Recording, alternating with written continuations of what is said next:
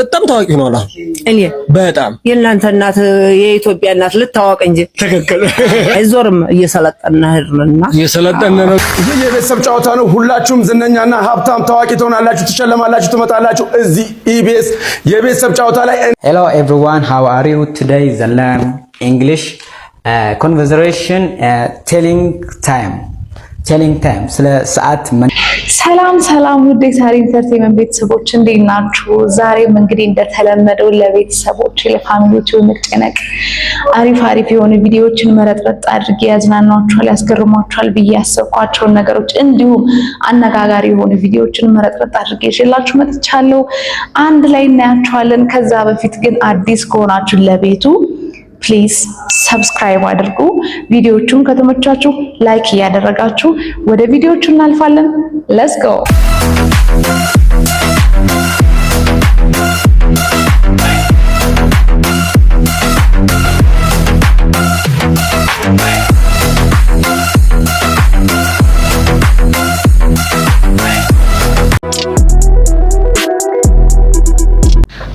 ኪሎ ድንች ገዝተሽ ወጥ ሰርተሽ ጠብቂኝ አለችኝ እናቴ። አንድ ኪሎ ድንቹን ጭቃውን አራግፌ ስመዝነው ግማሽ ኪሎ ሆነ። አሁን ምንድነው መሆነው? አሁን አታምንም እንደዚህ ሆነ አጥቤው ብለ አይ ያቺን ቺፕስ ጠብሰሽ ነው ብላ ነው የምትለኝ። ወዮ ባከገደ ጋይስ ወዴት እየሄድን ነው? አንድ ኪሎ የድሮ አንድ ኪሎ አይደለም እንደ አንድ ኪሎ ምን አድርገውት ነው? ለድንች ለሽንኩርት ለምን ኤቭሪቲንግ በእውነት አንድ ኪሎ ተብሎ የምትገዙ እንዴ? በፊት እኮ አንድ ኪሎ እንደዚህ እኮ አድርገን 2-3 ኪሎ ማኮና ለመሸከም የሚከብደናል። ያሁን አንድ ኪሎ ግን ምንድነው? በምንድን ነው እየለኩ ያሉት? እኔ ትክክል አይመስለኝም። ወይ ይሄ የድንጋዩ ምንድነው ብረት አንድ ኪሎ ግማሽ ኪሎ ሩብ ኪሎ ነበረች እሷን ታስታውሱ ከሆነ በፊት በሱ ይመዘን ካልሆነ እሱ በጣም ትክክለኛ ነው። የሚሰሰት አይመስለኝም እሱ። ያሁን አንድ ኪሎ ግን እቺ ትቆጥራለች በቃ አንድ ኪሎ ነው 3 ፍሬ ሽንኩርት ቁጭ አድርጎ ምናምን አንድ ኪሎ ቲማቲምም እንደዛው ድንችም ኢዝ ራይት ባይዞ ይሄ ድምጻችንን ያወራችልን ድምጻችንን። ስለዚህ ወደ ድንጋዩ ኪሎ መቀየር አለበት ብዬ እኔ እንደዛ ነው የማስበው። ጋይስ ምን ታስባላችሁ?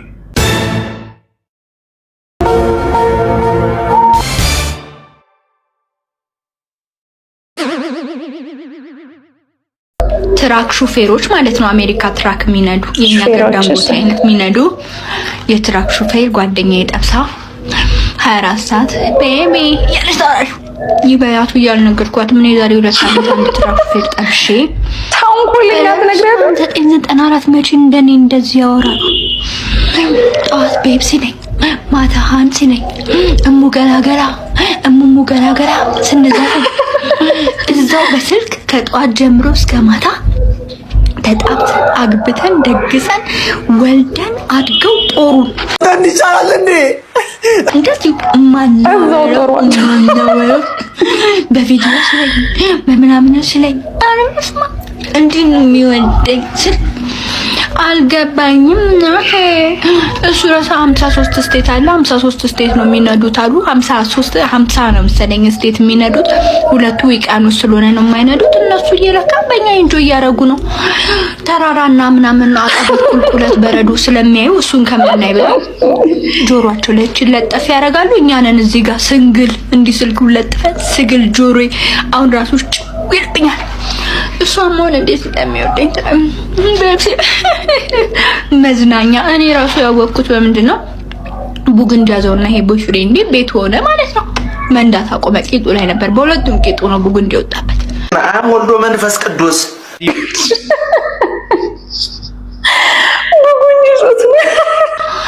ቤት ሆነ እንደዚህ በደረበ አንድ ደውልልኝ መስሎኝ አቆመ። ከዛ አጎቴን ተጠይቀው አጎቴ ነገረኝ ትራክ ሹፌሮች እንዲህ ነው ስለሚደብራቸው በእኛ ነው የሚዝናኑት አሉ። ኦ ማይ ጋድ ጋይስ እንደዚህ ነው ማለት 12 ሰዓት ይነዳሉ 18 ሰዓት ይነዳሉ። እሺ ራይት ይወደኛል all the time ከኔ ጋር ነው ያለው ምናምን ብላክ ስታት ደሞን የገረመኝ ተንኮሏ ነው አለመንገሩ። እሷ አጋጥማት ዝም ብለስ ይበላት ብዬ ጸጥ አልኳት። አረቃለረ ፍራረለም የጋብቻ ሰርተፍኬት የላችሁም ብለው ያው አሁን ከሩም እያስወጡኝ ነው ከሩም እያባረሩ ነው የት ነው ሩም አንሰጣችሁም ሩም መያዛችሁም አሉ የጋብቻ ሰርተፍኬት ከሌለ እንደዚህ አይነት ነገር ተጀመረ እንዴ መቼ ነው የተጀመረው ታውቃላችሁ ኢንፎርሜሽን አላችሁ የት ነው የተጀመረው ግን ቢጀመር ባይ ቢጀመርማ እንዳለ ከባድ ነው የሚሆነው ሆቴሎች ጉዳቸው ነው የፈለው የነበረው እኔ ለውበትም እንዴት ሳወራ ሰምቼ ነው እኔ ማለት ተጀመረ ወይ ያለ ነው እንዴት ነው ተጀምሯል ጋይስ በኮሜንት እንዴ አርቲፊሻል ቃሪያ ተጀመረ እንዴ ጋይስ ፈጣሪ ሆይ ቃሪያ አይደለም አንተ ያማል ቃሪያ አይደለም በሉ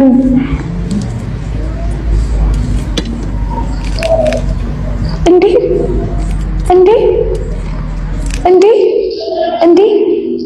አርቲፊሻል ቃሪያ ተጀምሯል እንዴ ጋይስ እንደዚህ እንዳበባ ማለት እንደ አበባ አርቲፊሻል ቃሪያ እንጂ መተኛ ቃሪያ እንደዚህ አይበላም እንጂ ኧረ ጨጓራ ተዘርግፎ በጣም ታዋቂ ነው አላ ማዘረፍ መረባል የኢትዮጵያ እናት ልታወቅ እንጂ ትክክል አይዞርም እየሰለጠና ሄድንና እየሰለጠነ ነው ቴዲ አፍሮን ያውቁታል ያው በቴሌቪዥን ያውቀዋል ምን አይነት ዘፈን ያውቃሉ ቴዲ ኧረ እኔ እንደምን አውቄው ዘፈኑንም ማውቀው ታሪክ የለኝም ያሁኑን ሰምተዋል አው ሰምተዋል ያው ስለ አንድነት ነው ስለ ኢትዮጵያ ነው እንግዲህ እንደዝሞ እኔ መረባ ስልም እሱንም አየው ፍሬ ነገሩ ግን አልገባኝም አረ ፍሬ ነገሩስ እንደው ለሁሉም ሳይገባ ለሁሉም አይገባም እውነት ነው ፍሬ ነገር ከባድ ነው ሰው መቼም ይሄ ይሆናል ብዬ ሳይሆን እስላም ክርስቲያን እንትና የሚባል ነገር አያስፈልግም ኢትዮጵያዊነት አንድነት ነው ዋናው በቃ አላማችን እሱ ነው እኛም የወጣ ነው ስንቸገር ስንጠበብ በጦርነት ያው ሁልጊዜም ጦርነት ስለሆነብን ትክክል ሀገራችንን ሰላም እንዲሆን ብለን ያው ወጣን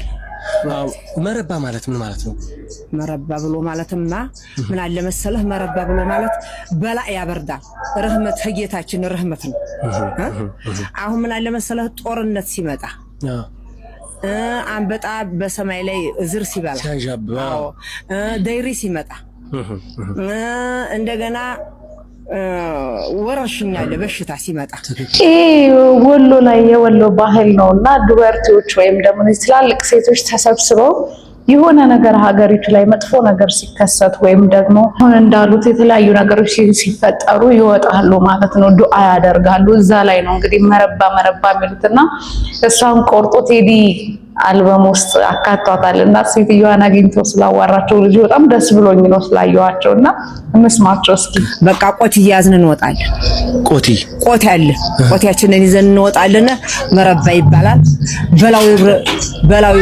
በላው ይብረድ ጌታ የታመመ የሚሻር ስንል በበሽታ ይሽራል ጦርነትም ሲበርድ ነበር ስለዚህ ዝናብ ደግሞ ሲቀርብን ድርቅ ሲሆን ያ ረብ ጌታዬ ብለን መረባ እንላለን ቆቲ እርጥብ ነው ቆቲው የሴቶች ዱዓ አላህ ዘንድ ይሰማል ይባላል የሴቶች ዱዓ ረህመት ይወርዳል ዝናብ ይጥላል ጦርነት ይጠፋል በዚህ ነው ስለዚህ መረባ ጸሎት ነው እንደገና ሰው ይሞታል ያው ይጋደላል ቆቲያችንን ይዘን ቄስ ቃልቻ በፊታችን ይሆናል እኛ በስተበኋላ ሆነን ቆቲ ይዘን መረባ እንላለን ደስ ሲሉ ባህል ቢመለስ በእውነት እንዴት ደስ እንደሚበቃ በነጹ ልባቸው ተቀላቅሎ እኮ ነው ደግሞ ሙስሊም የለም ክርስቲያን የለም ስፔሻሊ ወሎ ላይ ስትሄዱ እንደዚህ አይነት ነገር አይታወቅምና እኔ በእውነት በቃ ንጹህ ፈጣሪ የሚፈልገው የውስጣችንን ንጹህነት አይደል ንጹህ ስለሆኑ መሰለኝ የምርም ያ ነገር ይመለሳል ያምናሉ ስለሚያምኑበት ይሆናል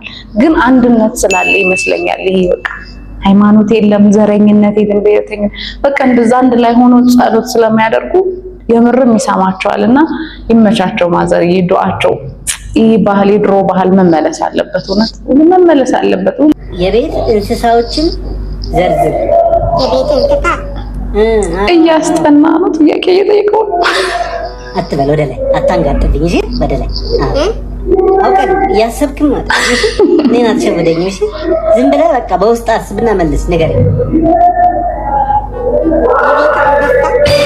የቤት አንበሳ። እሺ ሌላ የቤት ነብር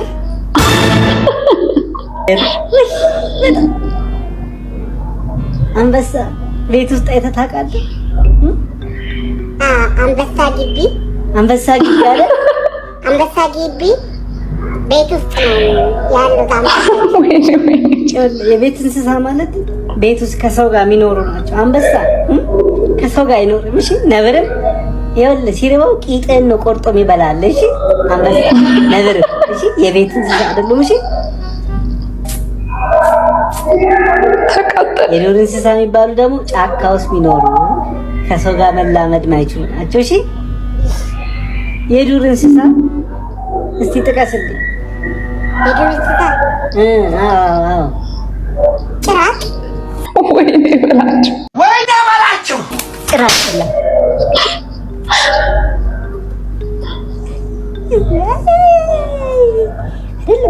እኔ እኮ ነኝ ጭራቅ።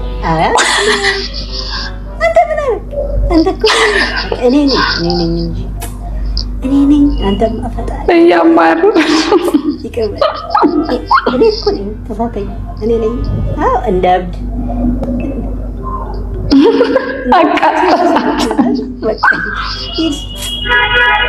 እኔ ቀድሜ ያበድኩ አንተ እስኪገባ ጭራሽ የዱር እንስሳ ይባላል። ጭራቅ ማስፈራሪያ ስለሆነ ቤት አይኖርም። እንዴ የዱር እንስሳ ነው። ካንደዛ ነው ባል ያለበት። Hello everyone, how are you today? Today is learning English conversation. Okay. Telling time ስለ ሰዓት መናገር guys ሰዓት እንናገራለን የሚል ትንሽ ኤግዛምፕሎች አሉ። ሌትስ ጎ። ናምበር 1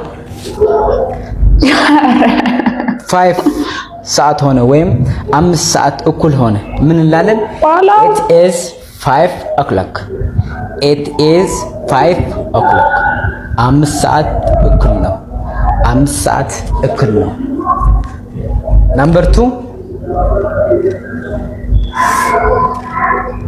10 ጉዳይ ለሁለት 10 ጉዳይ ለሁለት ምን እንላለን?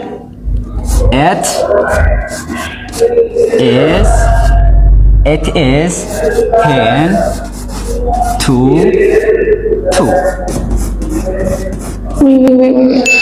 በፊት ልጅ ሆነን ምናምን ስለ ሰዓት ስንማር በጣም ነበር የሚያወዛግበው። በእውነት ከባድ ነው ታይም። በስማም ስቲል ልጆችን ለማስረዳት እንኳን በጣም ከባድ ነው። አሁን እንኳን የሚማሩ ልጆችን የድሮን ማስቡ። ፍሬንድ ግን እንግሊዝኛ ከባድ የሆነ እንግሊዝኛ ነው ያላት። ይመቻት። ሄሎ ሲሚ እየመጣች ነው። ተመሰገን ተሰጠ። ኧረ በእናትህ በጀርባው ቆም። እሱ ደግሞ ፋሚሊ እንደው አዎ ጀርባ ነኝ። ከጀርባ ነው። በቃ እሺ የመጣው ነው። ቶሎ ነኝ። በቃ ከሱ ቤት ምን አለሽ? ቶሎ ውጪ። ዛሬ ላዝናናሽ ነው። ሰዓቱ ራሱ አይበቃንም። የያዝኩት ብር ከሰዓቱ ጋር ስለማይበቃ ቶሎ ብለሽ ነው ውጪ። እሺ እኔ ግን ጠረጠርኩ። መጣሽ ነኝ። ምን ነው ነይ ቶሎ። እንዴ ልቀቀኝ። የት ነው የምትወስደኝ? ዛሬ ማለት ነው እስከ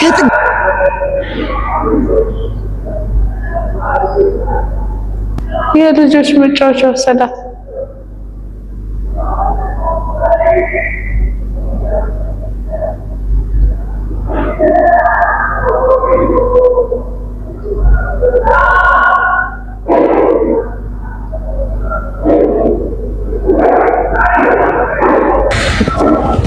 መዝናናት እንደዚህ ያደርግናል። በጣም በቃ እንግዲህ በኋላ ልዝናና። ድካም ነው መዝናናት። በጣም ወይኔ ጉዴ ፈለኝ። ፍቅር ምንድን ሰዓቱን ነው የሬድ ብስጠኝ። ወደ ቤት እንዳለብኝ የሬድ ወደ ቤት ችግር የለም። ያለው ይሁላ ብራል እኮ ነው እኮ ለሚያልቅ ብር ነው የጠራኝ። ልጋብዝሽ ብላ አይደል የጠራኝ? ታክሲ እንኳን ሳይኖር የታክሲ እንኳን ሳይኖር ነው። እሺ 10 ብር ስጠኝ። ታክሲ 10 ብር ችግር የለም። አሁንም የለም የለኝም፣ ጠፍቷል። ሙሉ ብር ነው የጠፋው።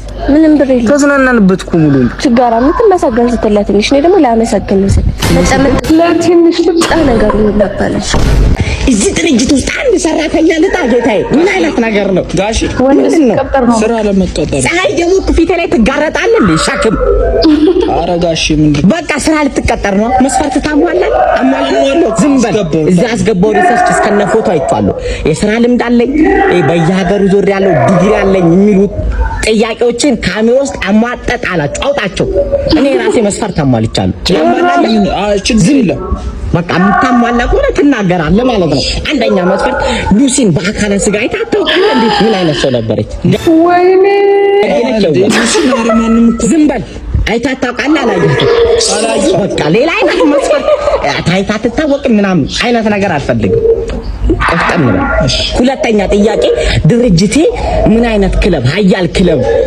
የሚደግፍ ሰራተኛ ነው ያላት የሱን አሪያ ይዛ ነው የምትሄደው የሚለው ማወቅ ፈልጋለሁ የምን ደጋፊ ነው የአርሰናል ደጋፊ ድርጅቴ አንተ የአርሰናል ደጋፊ ሆነ የህልም እንጀራ ልታረግበት ነው ድርጅቴ ላይ ሂድና አንድ ጨራታ አሸንፍ ብል ሂድ ያንን መኪና ጨራታ አሸንፍ ይዘና ብል አሸንፋለሁ ብል ሄደ ተሸንፈለ መጣ ነው በተስፋ ሙሉነት ሮጥ ሄደ አንገትን ደፍተህ ትመለሳለህ ድርጅቴ ደጋፊው እኮ ነው ጨራሽ ደጋፊና አትቀጠርም ክለብ ቀይር እኔ ክለብ ደጋፊ አይደለም ግን አትቀጠርም ሶስተኛ ከፔሌ ጋር ተጫውተሃል ልጁ ለምን እንዲቀጠር ነው እንዳይቀጠር ነው ምንድነው ወይስ ከማራዶና ከሜሲ ከሮናልዶ ጋር ከየትኛው ሰው ጋር ተጫውተው ኧረ እኔ ገና እንዴ ካገር አፍን አትክፈት መስፈርት ነው ቻሌንጅ ስጡኛ እንዳልከው ማታውቅ ከሆነ ዝምታ ምረጥ አላቅም የሚባለው እኔ እንትና ምናምን አትፈልግም ከ3-0 አራተኛ የመጨረሻ መስፈርት ኪሊማንጃሮን ተራራ ወርዳል ወጣል የትኛው ሰንሰለታማ ተራራ አቋርጣል የትኛው ቻሌንጅ ወስዳ ድርጅቴ እንትን ውስጥ ቢሆን የትኛው የአባይን ዋይንተ ግብጽን አይተመታል አላየም ዝም ጋሽ ልጉ መቅጠር አልፈለጉ መልስ የለህም ወንድ ልጅና ቻሌንጅ መወጣት አለብህ እኔ ሁሉ ነገር ብዬ ነው ተገርፌ ነው እዚህ ደረስኩ ጋሽ አሁን ልጉም ነው መልስ የለም የትኛውን ኪሊማንጃሮ ነው የትኛውን ወጣ አርሰናልን ነው የምትደግፈው ሽንፈት ብቻ ምንም የምታውቀው ነገር ውጣ አትቀጠርም ኧረ ጌታዬ ምን አይነት ነገር ውስጥ ነው አራታን ምንድን ነው ወሰዱት እንዴ ለወንድ ልጅ እንደዚህ እንዳይቀጠር ነው ሴት ልትሆኑ እንዴት ነው ጥያቄውን ቀለል አድርጎ ሊጠይቃው አልገባም ወንድ ልጅ እንዲስቀኝ ኪሊማንጃሮ መውጣት አባይ ላይ ማግኘት ከፓርቶ የለሽም አትተይም ዛሬ ገና ከፀሐይ ጋር መገናኘታችን ማለት ነው አንተ እንዲህ ነበረች እንዴ ስታቃጥ በቤት ሄዳለሁ በቤቱ መልሳለሁ ባለቤት ነው የጠበስኩት ነው ብላሽ ይመሻኝ በእናትህ ገንዘብ የሌለው ወንድማ ባራቱ ይተከል ወይኔ ባላችሁ ገንዘብ የሌለው ባራቱ ይተከል እንዴ በጣም እኮ ነው የሚገርማችሁ እና ጆ ወይ እንደሚያየው አይደል ዶዶ አትተከልም ነው ትቆያለህ ነው ወይኔ ጓደኛ አየሽ አይደል አንቺ ተረገምሽ ምላስሽ ጥቁር ነው ድህነቱ ሳይበቃው ባናቱ ይተከል እኔ ተተከልሻለሁ አንቺ ገመዳ ተተከልሻለሁ ባፍሽ ቃል ተመልሽና አይደል እኔ ተተከል ባናቱ ይተከል ከባድ ነው ከባድ ነው በጣም ነው የደበረኝና ለሞቀረ እንደምጨመር ባልና ሚስት ተጣሉ ወይስ ተጨምሮ ድስት ውስጥ እስከ ዛሬ በልተህ እንደማታውቅ አይነት ሪአክት ማድረግ ራሱ የሌለም ነበር ወይኔ የሚገባበት ጠፋው ሄርሜላ እውነትም ውሃ ጠጭ አይዞሽ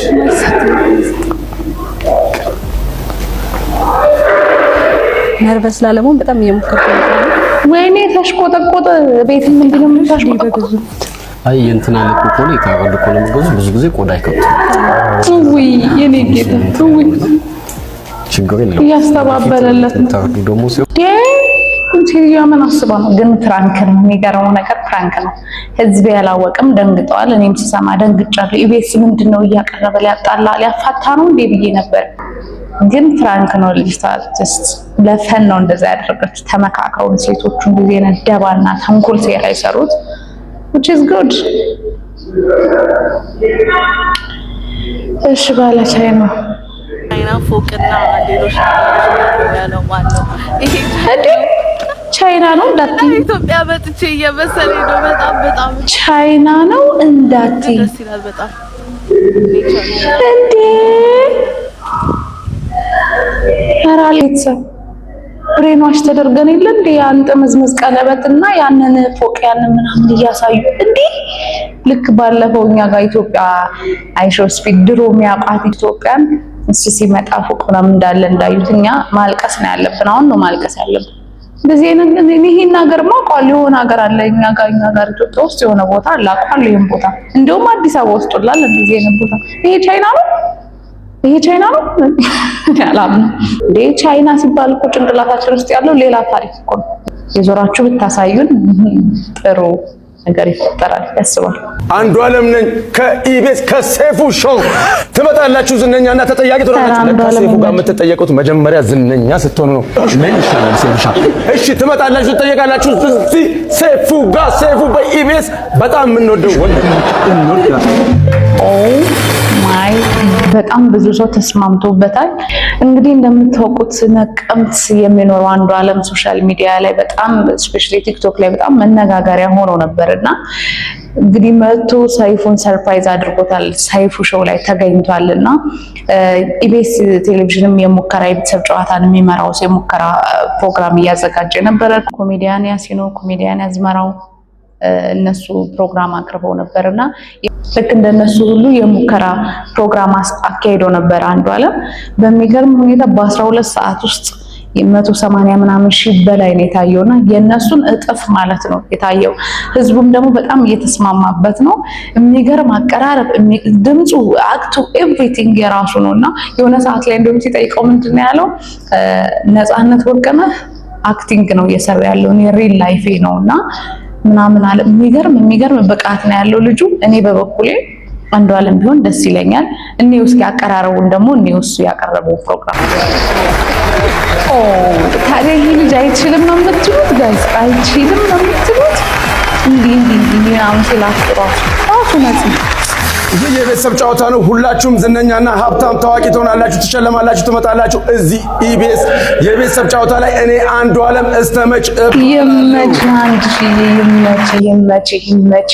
የሚገርም ብቃት፣ የሚገርም አቀራረብ፣ በጣም ብዙ ህዝብ እሱ ካልሆነ እያለ ነው። በድምጽ ብልጫም ኮሜዲያን ያሲኖን እና አዝመራውን በጣም በልጧቸዋል።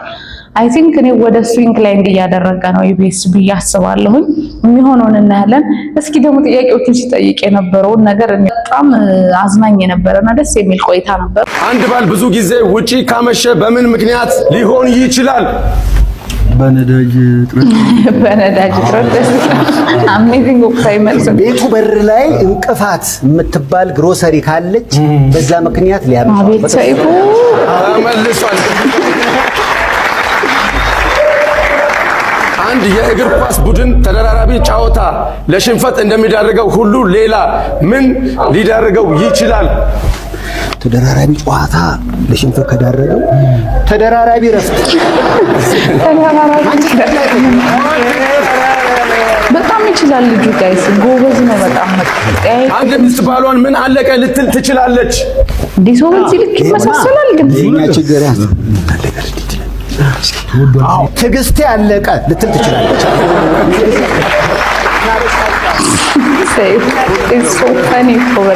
በጣም ብዙ ነገር ችለው ነው የሚኖሩት ሚስቶቻችሁ ማለት ነው። እና እንዳያችሁት ነው አንዷለም ምንም ማስመሰል የሌለበት ሪል የሆነ እሱ ነው። ግን ደግሞ 100% ከነፃነት ወርቅነህ ጋር እኔ ተመሳስሎብኛል። እውነት ለመናገር በጣም የተመሳሰለብኝ አቀራረቡ የሚገርም ነው። በቃ በጣም አንድ አይነት ናቸው። ድምፁም አክቱም ኤቭሪቲንግ። ልጁም ፈታ ለቀቅ ያለ ነው። ይመቸው በእውነት እሱ ቢሆን ደስ ይለኛል። በርታ ወንድማችን። በርካታ አርቲስቶች ከሙዚቃ ዛል ለመክሰስ ቀጥታ የአዲስ አበባ ብልጽግና ቤት መሄዳቸው ተሰማ። በህግ በኩልም ክስ መስርተዋል፣ እየታየ ነው የሚገኘው። አሁን ግን አርቲስቶቹ በጠቅላላ ተሰብስበው ሄደው ብልጽግና ጽሕፈት ቤት እንዴት እጩ አደረጋችሁ ሲሉ ጥያቄ አቅርበዋል። ኤልያ ካሙዙ በጣም ጭቅጭቅ እያስነሳ ነው። ባለፈው በተናገረው ኢንተርቪው በጣም ብዙ ህዝብ ጋር ግማሹ እንቅብ ሲደግፍ በጣም አጨቃጫቂ የሆኑ ነገሮች ነበሩ። አሁን ደግሞ አርቲስቶቻችን ሰብሰብ ብለው ሄደው ከሰውታል። ነገሩ እንዴት ነው መሰላችሁ? ከዚህ በፊት የባህል ሚኒስቴር እሱን ምንም ጨረታ ሳያጫርት ሌሎች አርቲስቶች ሳይጫረቱ በብዙ ሚሊዮን ብር ለሱ ጨረታ ሰጥቶት ነበርና የብሪክስ ሀገራት ላይ የዞሩ ባህልን ማሳየት ነበርና እዛ ፕሮግራም ላይ ብዙ አርቲስቶች ሄደው ነበረ። ነገር ግን ክፍያ አልተከፈለንም የሚሉት ቼክ የተሰጣቸውም ቼክ ሄዶ ሲታይ የለውም። እና ከዚህ ጋር በተያያዘ ነው እንግዲህ ለምን እጩ እንዲሆን አደረጋችሁ ብለው ነው አይ ቲንክ አርቲስቶች ሄደው ቅሬታ ያነሱበት። እንግዲህ ፋሚሊዎቼ እስካሁን ያያችኋቸውን የሚመስሉ ነበር ቪዲዮዎቹ። እንደተመቻችሁ እርግጠኛ ነኝ። በጣም ከተመቻችሁ ላይክ አድርጉ ፕሊዝ። አዲስ የሆናችሁ ደግሞ ሰብስክራይብ በማድረግ ቤታችንን ተቀላቀሉ። ቤት ፍቅር ይፈልጋል። ሁልጊዜ ሼር፣ ኮሜንት እያደረጋችሁ የተለያዩ መልዕክቶች ካሏችሁ አድርሱኝ። በሚቀጥለው ቪዲዮ እስከምንገናኝ ድረስ ሰላማችሁ ብዝት ይበልልኝ።